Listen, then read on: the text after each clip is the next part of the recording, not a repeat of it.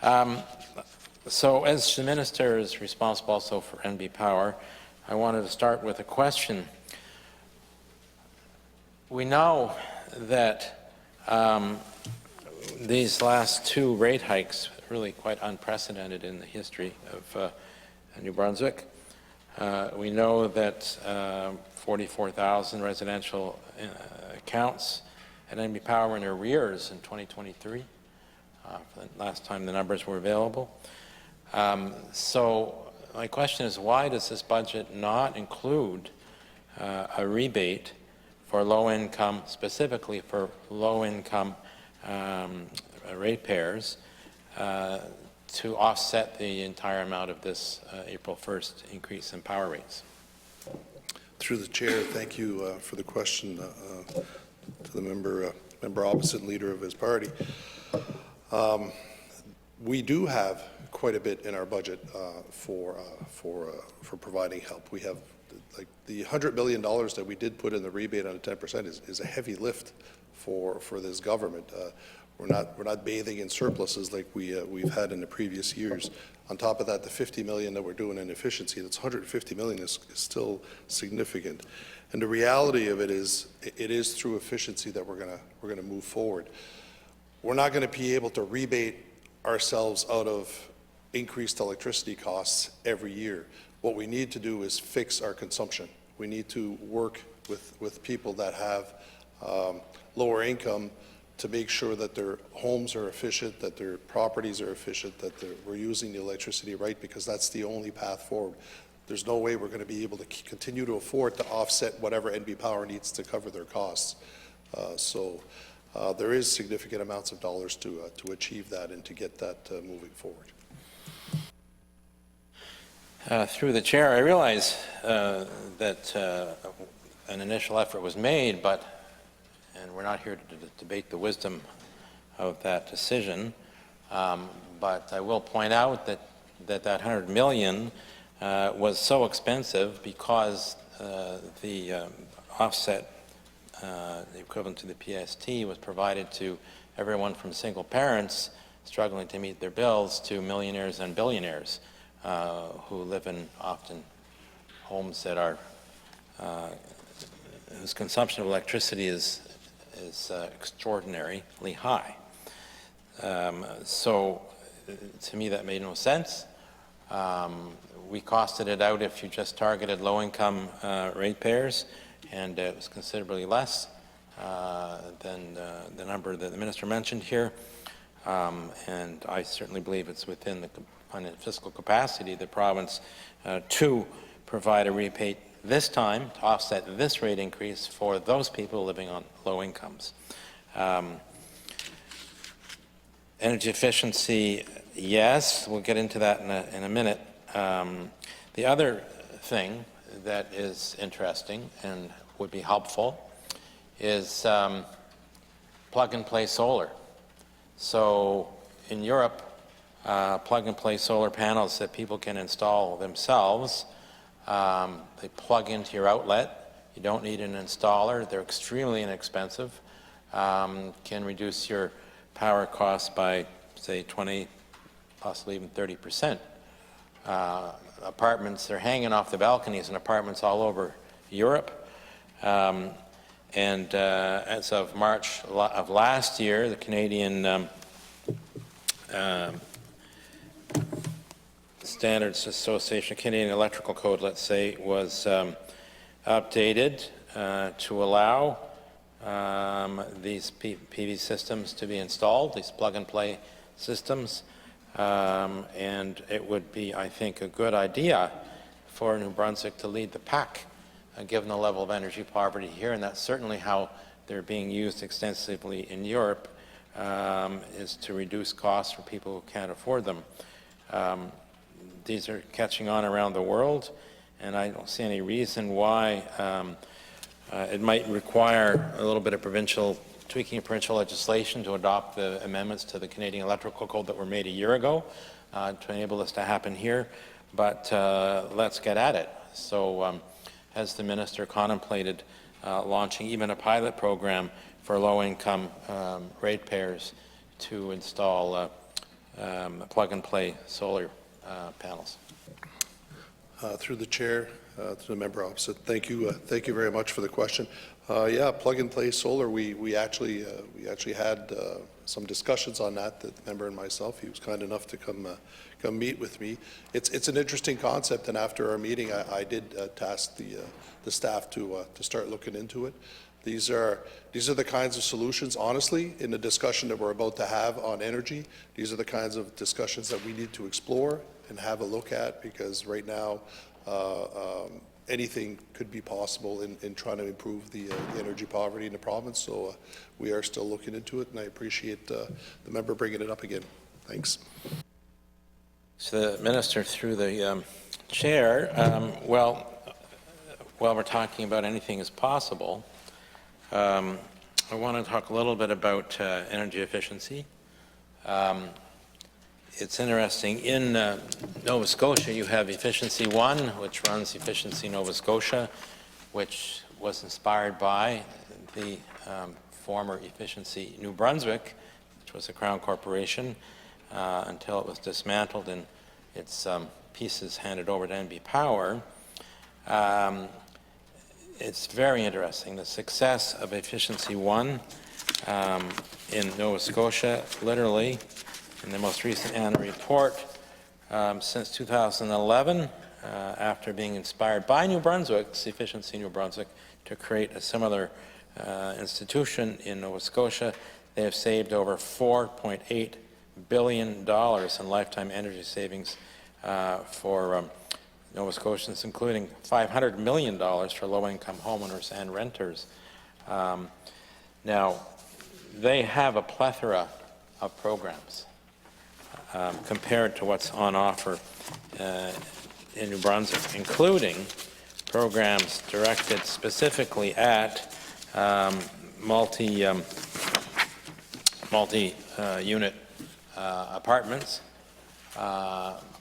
to ensure that there's something that can be put in place rapidly to drive the upgrades of apartment buildings up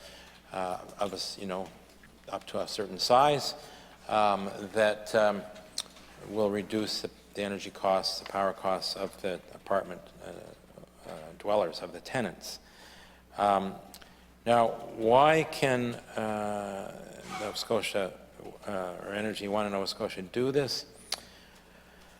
Well, it's interesting. I looked at this, and when MB Power was before the public accounts, I asked them not how much overall money is being spent on energy efficiency, but how much is the utility investing in energy efficiency programs, in its programs directly. How much ratepayers' money is being invested into energy efficiency programs. And it's pretty much half of what Efficiency One receives from Nova Scotia Power to invest.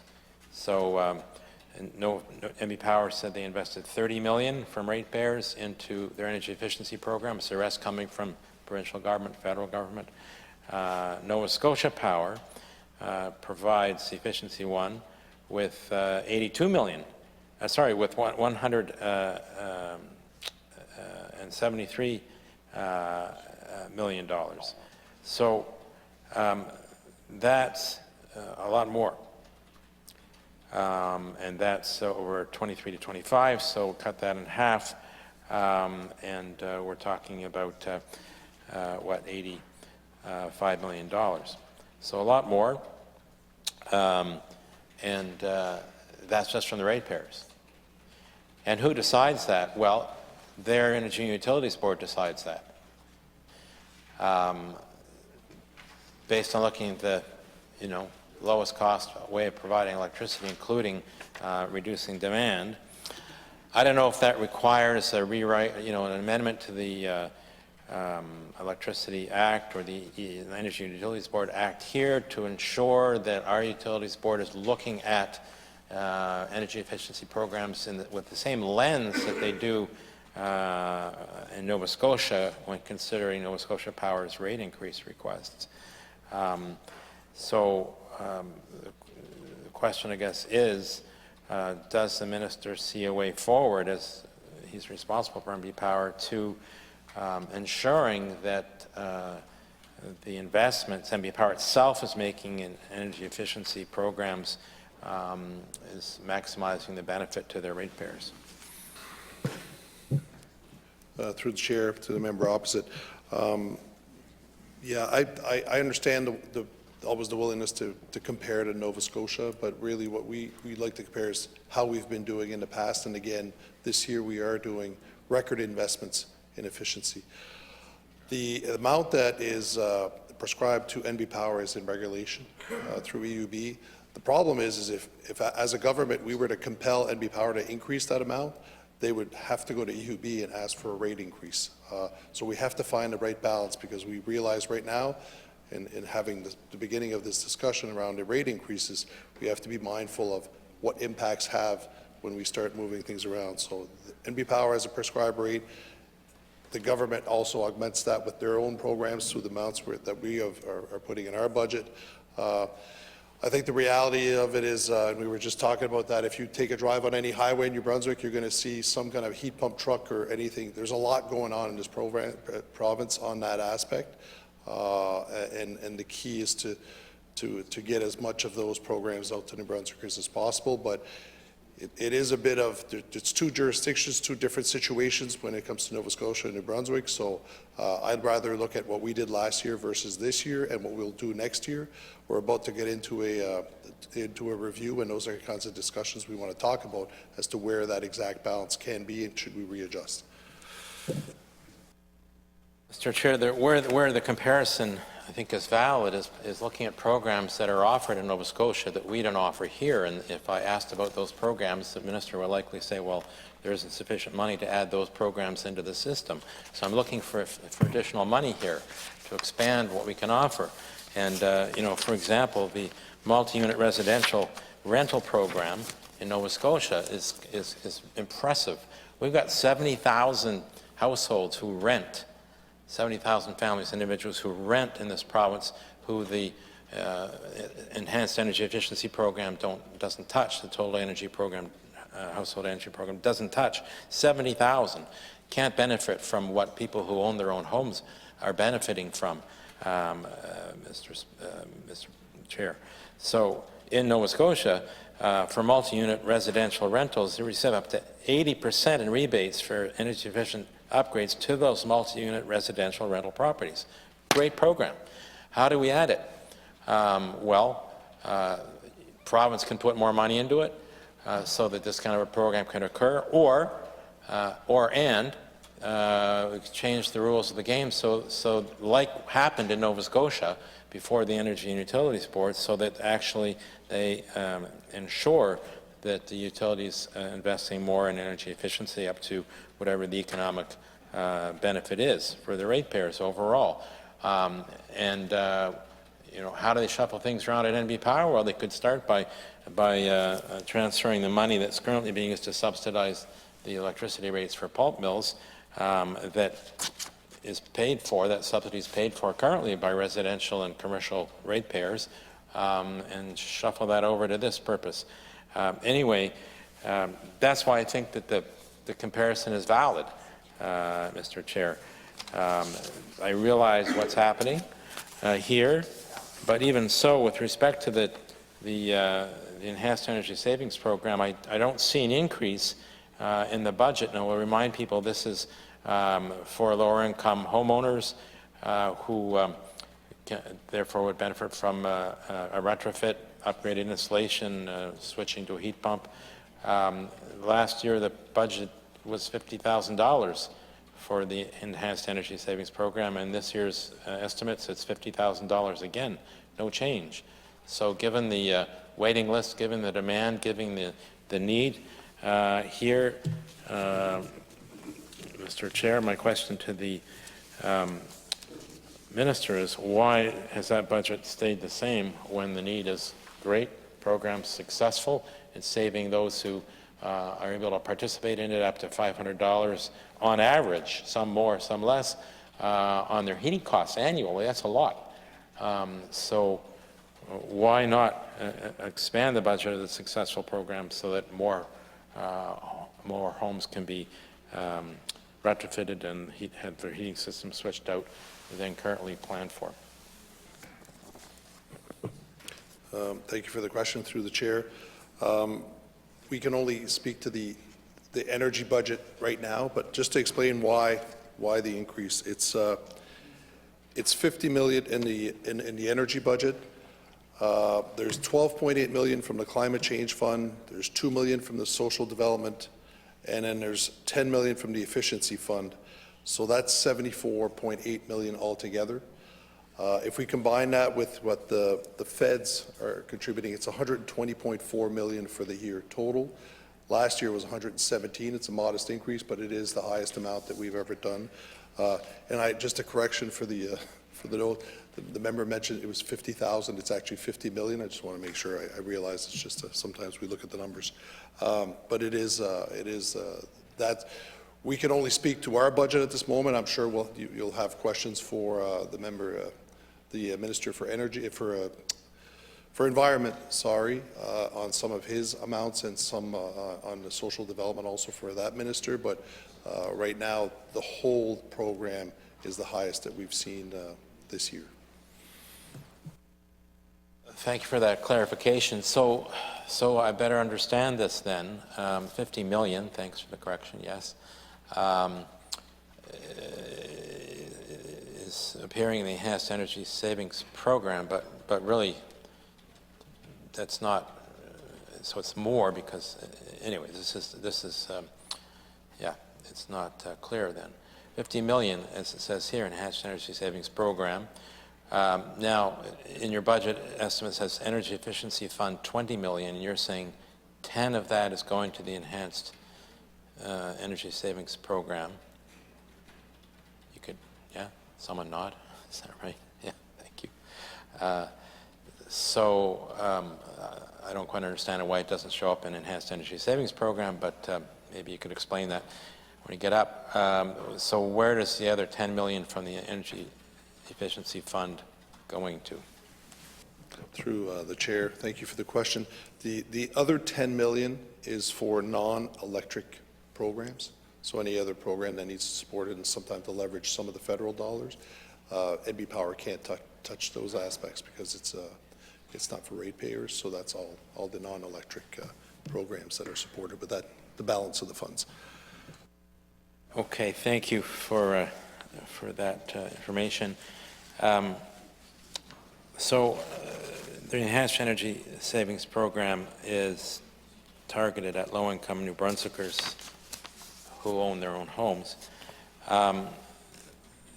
So something has to be done for rental units. And I don't mean the handing out the low-flow shower heads. I mean for the building envelopes and their heating systems. But let's move to the Total Home Energy Savings Program. So this is for homeowners with moderate incomes, not low incomes. MB Power actually carried on a study to see why the uptake was not higher than it had been. And one of the major conclusions of that was, well, it's a rebate-based program, and most people, many people of moderate income don't have access to that upfront capital. So that gets back to a commitment that the former government made, which was a financing program, New Brunswick financing program. There's multiple financing programs in Nova Scotia under Efficiency 1, or Efficiency Nova Scotia.